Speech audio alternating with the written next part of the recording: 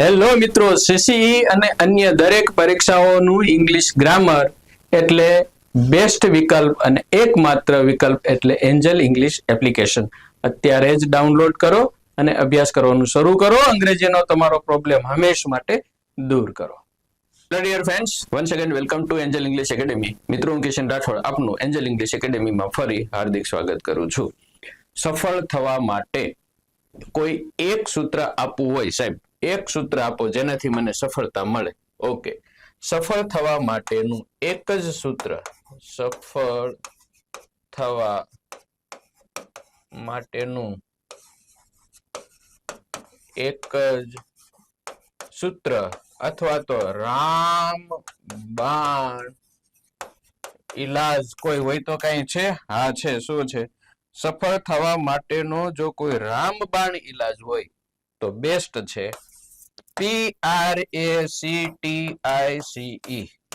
Practice. Practice max અ main perfect. મિત્રો, તમે ગમે તેટલું શીખો કોઈ કામ નહીં આવે.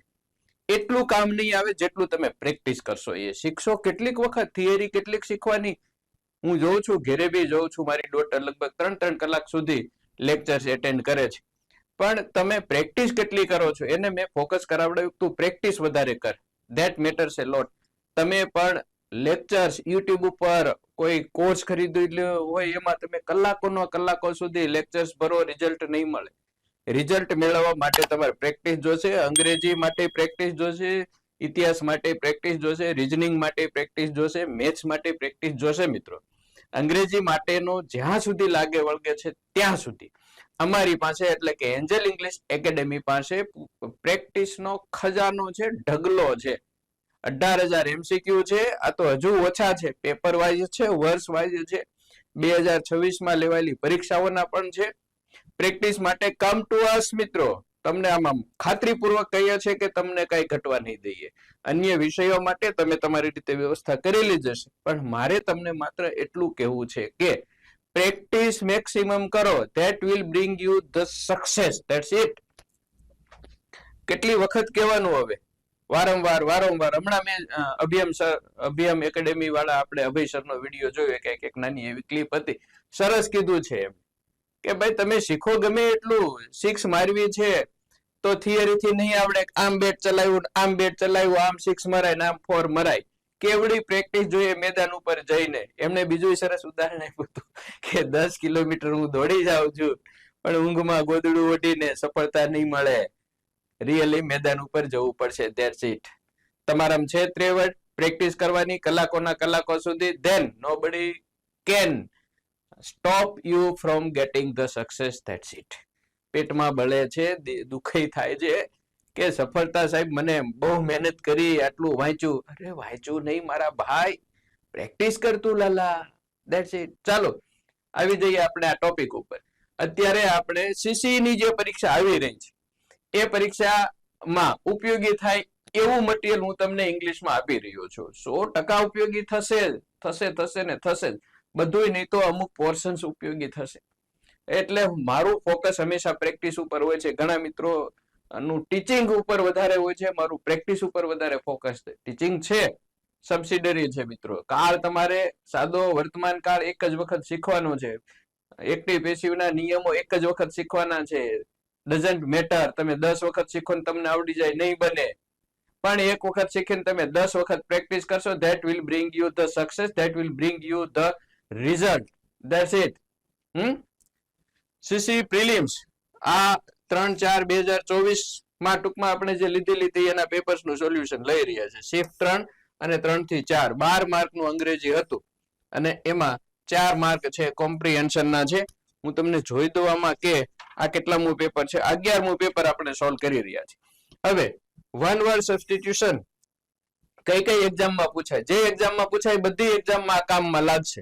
જમ્બલ્ડ ઘણી પરીક્ષાઓમાં નથી પૂછાતા, ના પૂછાય છે તો કરો. એકમાં મારી ક્યાંક ને ક્યાંક શોર્ટકટ મેથડ હોય છે, એ બધી તમને યુઝફુલ થશે.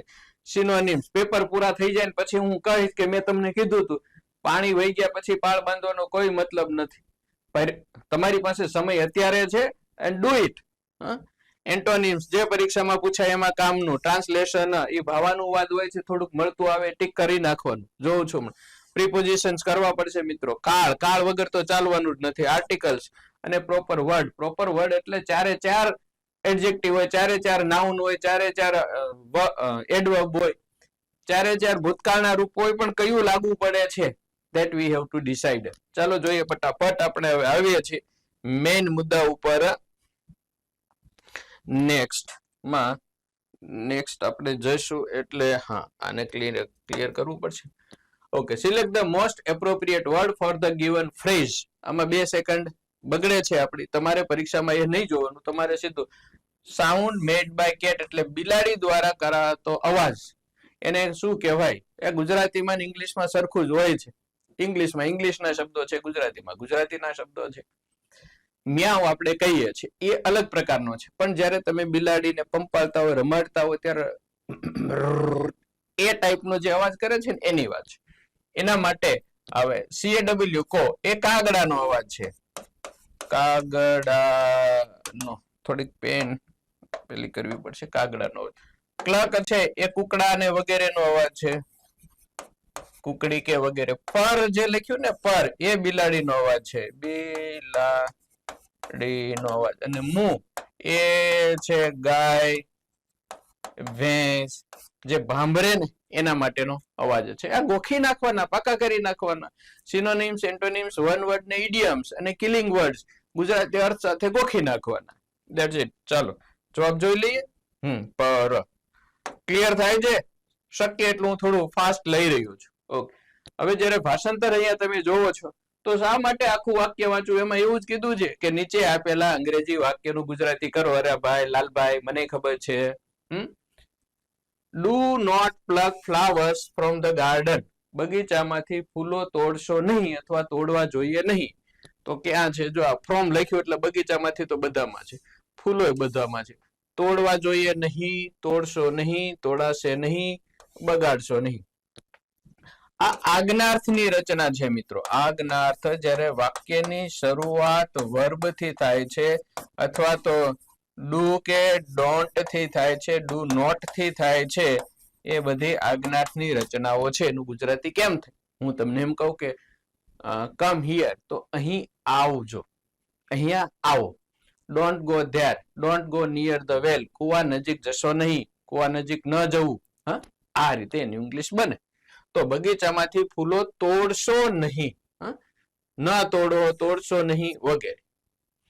હવે એ બગીચામાંથી ફૂલો તોડવા જોઈએ નહીં, એ નહીં વાળાનું ઇંગ્લિશ કઈક આવું થશે. આ એક્ઝેક્ટ આ જે ઉપર લખ્યું ને એમાંથી કઈ કશું નહીં થાય. એનું થશે આવી રીતે ફ્લાવર્સ ફ્રોમ ધ ગાર્ડન અથવા તો flowers shouldn't be plucked from the garden. આ રીતે થશે. જોઈએ નહીં એ પેસિવની રચના બની ગઈ. બગીચામાંથી ફૂલો તોડાશે નહીં, તો એ જે બીજું લખ્યું એનું ફ્લાવર્સ ડોન્ટ ની જગ્યાએ won't be plucked from the garden. બગીચામાંથી ફૂલો તોડાશે નહીં. Flowers will not be, won't be plucked from the garden.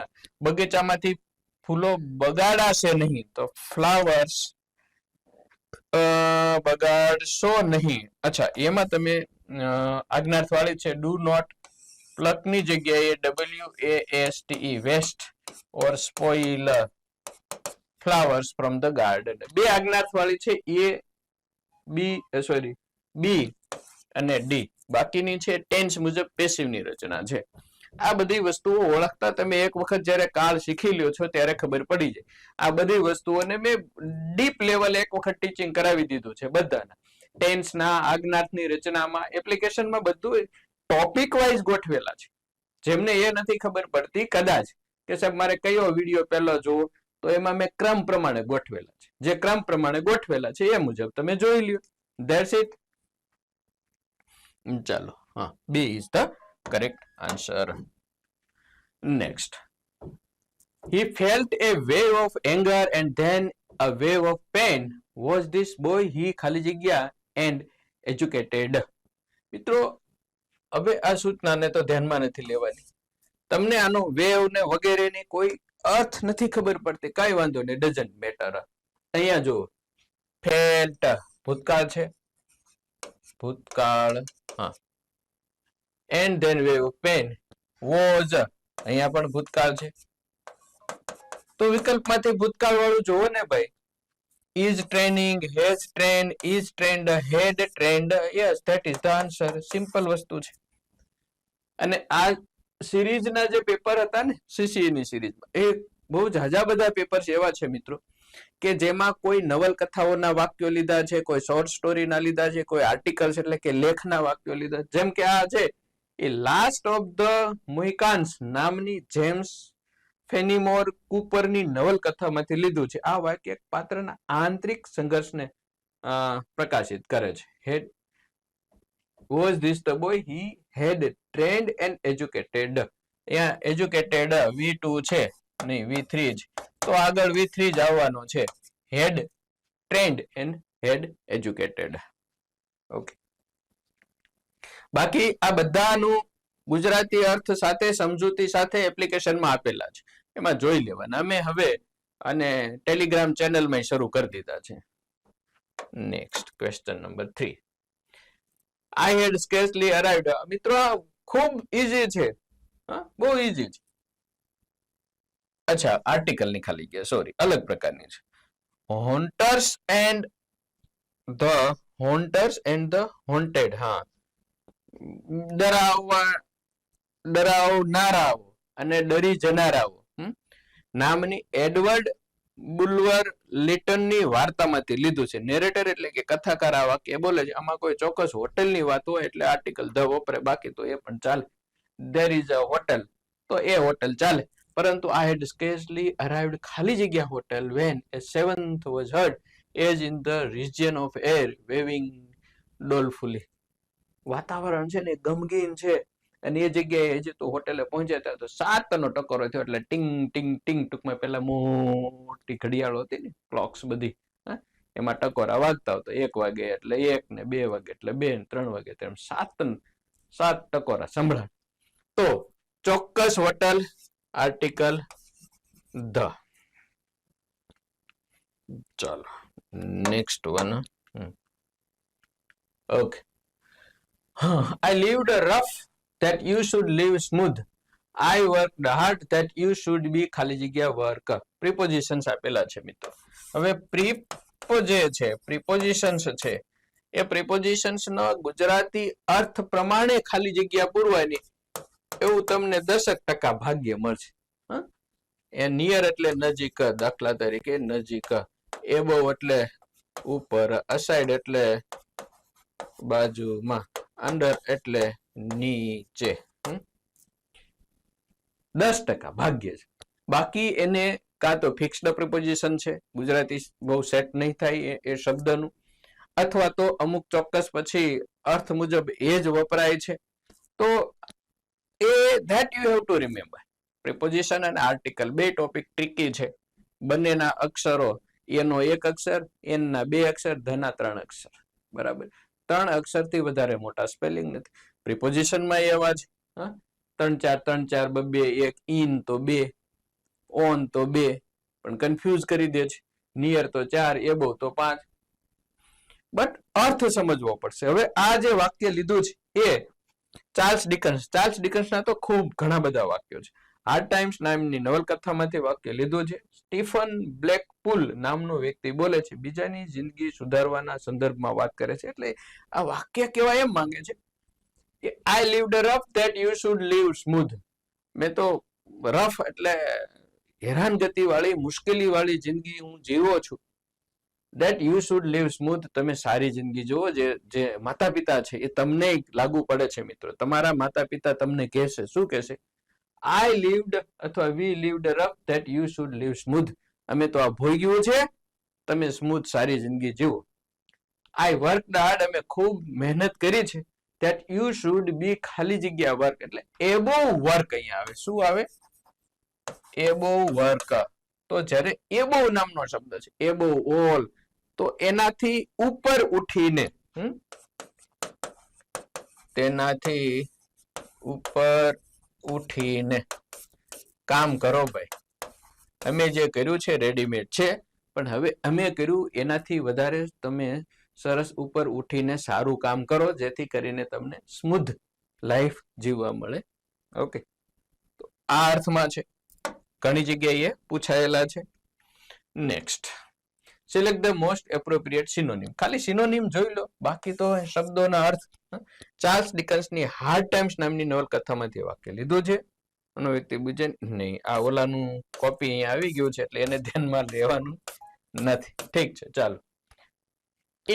INSINUATE. હવે આપેલા વિકલ્પોમાંથી જો ગુજરાતી અર્થ આવડતો હોય, કાં તમે ગોખી નાખ્યા હોય અર્થ વગર, આ બે જ આના સોલ્યુશન છે. ઇનસિન્યુએટ અથવા ઇનસાઇન્યુએટ નો મતલબ થાય છે ટેલ સમથિંગ ઇનડાયરેક્ટલી, સીધે સીધું ન કહી દેવું પણ સંભળાવીને કે એ રીતે વ્યક્ત કરવું. હવે વિથહોલ્ડ એટલે થોડા સમય માટે સ્ટોપ, અટકાવી દેવું કોઈક વસ્તુને. આપણે કહીએ ને કે ભાઈ હમણાં પોસ્ટપોન છે, કેન્સલ નથી, રોકી રાખ્યું છે એ. ડિપ્રેસ છે એ દુઃખની લાગણી વ્યક્ત કરતો શબ્દ છે. અસ્ક્રાઇબ એટલે એક્સપ્લેન, ટૂંકમાં સમજાવવું. રિફ્રેન એટલે બી અવે ફ્રોમ, જેને આપણે એવોઇડ કરીએ છીએ. અને રિફ્રેન પછી હંમેશા પ્રિપોઝિશન ફ્રોમ વપરાય. રિફ્રેન ફ્રોમ બેડ પીપલ્સ, ખરાબ લોકોથી તમે હંમેશા તમારી જાતને દૂર રાખો કે રહ્યો. ઓકે, તો ટેલ્ડ ઇનડાયરેક્ટલી એટલે કહેવું પરંતુ પ્રત્યક્ષ રીતે, તો એનું સમાનાર્થી અસ્ક્રાઇબ, સમજાવવું, જણાવવું, કહેવું વગેરે. એક કામ કરીએ કે આના બધાના સ્ક્રીનશોટ તો હવે નહીં લેવાય, પણ ઓટો સ્ક્રીનશોટ વાળું ઓકે છે ને? હા, તો ચાલો આમ કરી નાખીએ આપણે. નેક્સ્ટ જવાબ આવી ગયો. Okay, select the most appropriate word for the given phrase. Collective noun for actors. કલાકારો માટે વપરાતો શબ્દ સમૂહ. કલાકારો છે જ, કલાકારોને શું કહેવાય? આર્ટિસ્ટ કહેવાય? હા કહેવાય. પણ જ્યારે મિત્રો તમે કોઈ મૂવી નું સર્ચ કરશો ને, પછી આવું લખેલું છે કાસ્ટ એન્ડ ક્રૂ. આવો શબ્દ CAST, કાસ્ટ એન્ડ ક્રૂ. તો કાસ્ટ એન્ડ ક્રૂ નો મતલબ થાય છે આમાં કામ કરનારા કલાકારો. એટલે કયો શબ્દ વપરાય છે એમાં? કાસ્ટ. CASTE ની કાસ્ટ એટલે તો જ્ઞાતિ થઈ જશે નહીં. CAST, cast and crew. Okay, plot એટલે શું? પ્લોટ નો મતલબ થાય છે વાર્તા, વિષય. આપણે જે પ્લોટ હોય એ પ્લોટ ઉપર પછી એ મુખ્ય વસ્તુ આવી ગઈ, પછી એમાં ગૂંથણી કરવાની હોય. આર્ટિસ્ટ એટલે કલાકારો, આ જનરલ વર્ડ છે. અને ટ્રુપ એટલે પણ કલાકારો, નાટક મંડળી, સંગીતકારો, એ બધાની ટોળકી સાથે ફરતી હોય એવી. તો here cast is the correct meaning. આવી જા ભાઈ. ઓકે, ચાલો એનો સ્ક્રીનશોટ લઈને આપણે આગળ વધીએ. નેક્સ્ટ વન, જ્યારે તમે એબીસીડી નામના વિકલ્પો જોવો છો તો એકદમ ક્લિયર છે કે એબીસીડી નામના વિકલ્પો છે, મતલબ ગોઠવવાના છે, આડાવડા છે, ગોઠવવાના છે મિત્રો. આ વાક્ય પણ જ્યોર્જ ઓરવેલની પ્રિવેન્શન ઓફ લિટરેચર નામના નિબંધમાંથી એટલે એસેમાંથી લીધું છે. ઐતિહાસિક રેકોર્ડના વિકૃતિની સંભવિતતા અને સત્ય અને અભિવ્યક્તિની સ્વતંત્રતા પર આવી પ્રથાઓની અસર વિશે ઓરવેલની ચિંતાઓને પ્રતિબિંબિત કરે છે. આવું કંઈક છે. હવે જો આમાં ક્યાં ધ્યાન રાખવાનું છે? એકાદો શબ્દ તમને લિંક મળી જાય. જોજો. As soon as all the corrections which happened to be necessary. તો as soon as થી વાક્ય ચાલુ થઈ શકે. Okay. Destroyed and the corrected copy placed on the files in its in its stead. હવે અહીંયા ડેશ ડોટ ને comma, તો આવું વાક્યની શરૂઆત થવાની સંભાવના ઓછી, એટલે બી થી વાક્ય ચાલુ ન થાય છે, બી વાળાને આપણે મારી દઈએ. એન્ડ કોલેટેડ, હવે એન્ડ કોલેટેડ તો એન્ડ થી ની વાક્ય ચાલુ ન થતું હોય એટલે આ પણ ન થાય.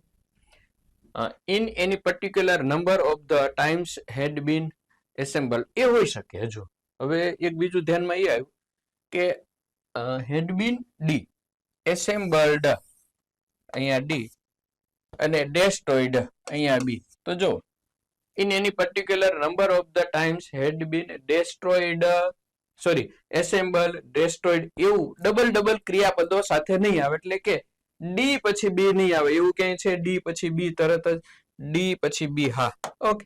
તો 3 નતો, મસ્ત ચોકડી લાગી ગઈ. ADCB જવાબ. As soon as all the corrections which happen to be necessary, જેવા બધી કરેક્શન સુધારાઓની જરૂર પડી, D. In any particular number of the times had been assembled and collated, that number would be printed, the original copy destroyed and the corrected copy placed on the files in its stead. Clear? તો આ છે મિત્રો. અર્થને એ બધું જોવું હોય તો તમે that you can see from Angel English application. ચાલો નેક્સ્ટ વન કઈ છે? એશન 9, select the most appropriate antonym of the given word. વિરોધી આપવાનો છે એન્ટોનિમ. રિડન્ડન્ટ, રિડન્ડન્ટ, અરે પેન પેન પેન, હા રિડન્ડન્ટ, રિડન્ડન્ટ જવાબ આવી ગયો. ઓકે, ફરીથી શરૂ કરીએ. Okay, question number 9. Select the most appropriate antonym of the given word. Redundant. Redundant. Redundant નો મતલબ થાય છે કે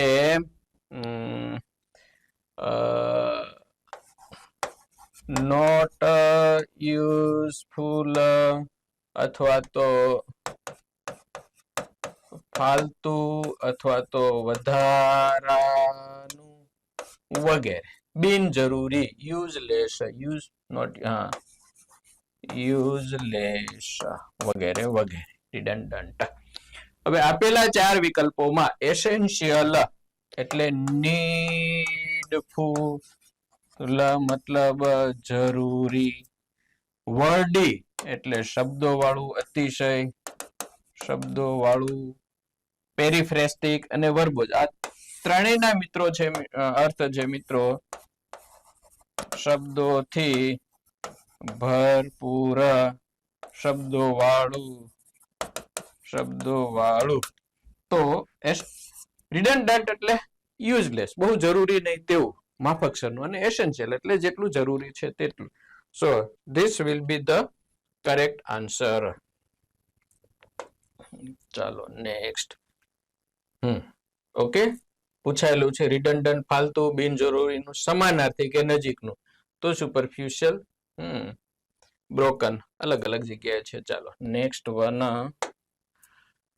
besides ખાલી જગ્યા besides the ખાલી જગ્યા has always been a very nice respectful woman and prepared delicious meals. હવે જો ગાર્ડ એટલે ચોકીદાર, ફાયરમેન એટલે ઓલું બંબા વાળો, કુક એટલે રસોઈ કરનાર વ્યક્તિ, અને ગાર્ડનર એટલે માળી. ગાર્ડ ચોકીદાર, ફાયરમેન બંબા વાળો, કુક તો રસોઈ કરનાર, અને ગાર્ડનર માળી. પેપરમાં આનો સ્પેલિંગ છે ને ગાર્ડનર, આ રીતે આપેલું છે. ગાર્ડનર નો કહેવાય, ગાર્ડનર. ગાર્ડનર છે ને અટક હોય તમારી, સાચો સ્પેલિંગ JARDENER. બગીચો અને બગીચામાં કામ કરનાર વ્યક્તિ એટલે માળી, ગાર્ડનર. તો અહીંયા વાત છે ડિલિશિયસ મીલ. ડિલિશિયસ એટલે TASTEY, સ્વાદિષ્ટ ભોજન બનાવનાર વ્યક્તિ. તો એ કોણ હોય? ચોકીદાર નો હોય, ફાયરમેન નો હોય, માળી નો હોય, તો કુક જ હોય ને, સ્વાભાવિક છે. તો Cook is the correct answer. કેવું બધું આવા પ્રશ્નો પૂછેલા છે મિત્રો બધા. ચાલો નેક્સ્ટ વન. ફરી પાછો આપણી સામે પ્રશ્ન છે. આ વાક્ય democratic Republic of the Congo DRC ની સમસ્યાઓને વ્યક્ત કરે છે. આના વિશેનું મને પણ કંઈ બહુ વધારે ડીપ નોલેજ નથી. આપણે અહીંયા ક્યાંક સિમ્પલ વસ્તુ જોઈએ કે ક્યાં લાગુ પડે છે. જો ટેન્સ ઓફ મિલિયન્સ ઓફ કોંગોલીઝ એટલે કોંગોના રહેવાસીઓ people suffer extreme poverty, food insecurity and civil strife between foreign mining companies. એનાથી વાક્ય ચાલુ થઈ શકે. The flow of minerals and money is further obscured by web of shady connections. એનાથી નહીં થઈ ગઈ. Have become scandalously. તો આ have become એટલે ડી થી ચાલુ ન થાય. ડી થી ચાલુ થતું હોય એને આપણે ચોકડી મારી શકીએ. બીજું ડી થી પૂરું ન થાય કારણ કે while છે એન્ડમાં. હવે કા બી થી કા સી થી અને કા એ થી ટેન્સ ઓફ થી શરૂ થઈ શકે. બી between foreign mining એનાથી નહીં થઈ શકે. See the flow of minerals and money further. આમાં ક્યાંય લિંક લોજિકલ લિંક મળતી નથી. સી થી શરૂ થતો જવાબ છે. CBDA. See the flow of minerals and money is further obscured by a web of shady connections between foreign mining companies and Congolese political leaders, some of whom. હા એક છે એ હું તમને કહી શકું કે some of whom અહીંથી જે વાક્ય ચાલુ થાય એટલે બી થી પૂરું ન થાય. જો કે એવું કઈ છે પણ નહીં. whom have become A okay while A tens of millions વગેરે. તો sometime this will happen. તમને જ્યારે ક્યાંય એકઈ જાતનું આપી દેવાનો થોડોક સમય લોજિકલ કનેક્શન નથી મળતું તો નોટ એટેમ્પ્ટેડ ને જ સિલેક્શન કરીને આવવાનું. સમય બગાડવાનો નહીં આવા પ્રશ્નમાં. Okay.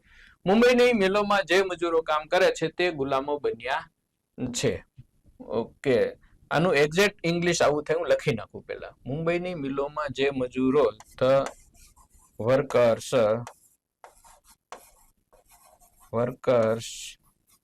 who work in the mills of Bombay have become slaves. The workers who work in the mills of Bombay have become slaves. Exact એનું ઇંગ્લિશ આવું થાય. હવે આવું કંઈક મળતું હોય એવું. The workers of નહીં ઇન વાળું આવે. of the mills of Bombay have become slaves નહીં. The workers in કારણ કે માં અંદર કોઈ જગ્યાએ કોઈ કંપનીમાં કામ કરો છો ઇન વપરાય. The workers in the mills of Bombay have become slaves. Yes, A correct. The workers in the mills of Bombay have become. The workers in the mills of Bombay એમાં શું ડિફરન્સ છે? The workers in the mills of Bombay have become. અચ્છા નહીં became નહીં અહીંયા. Okay તો B is the wrong. C The workers in the mills of Bombay have becomes નહીં આવે. અચ્છા અહીંયા થોડુંક ધ્યાન રાખી શકાય.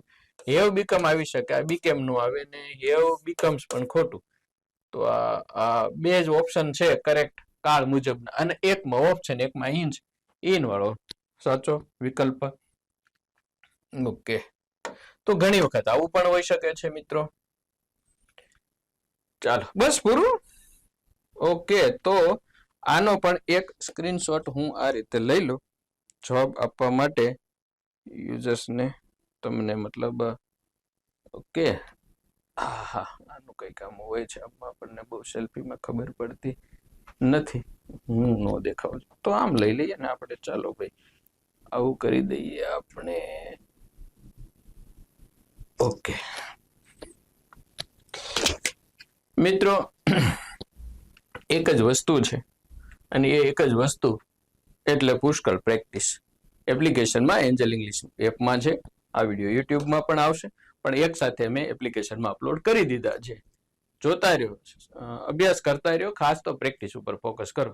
બાકી બુક જોઈએ તો સંપર્ક કરશો 9162622626 અથવા 8347 262428. Thanks. Have a good day. જય હિન્દ, જય ભારત.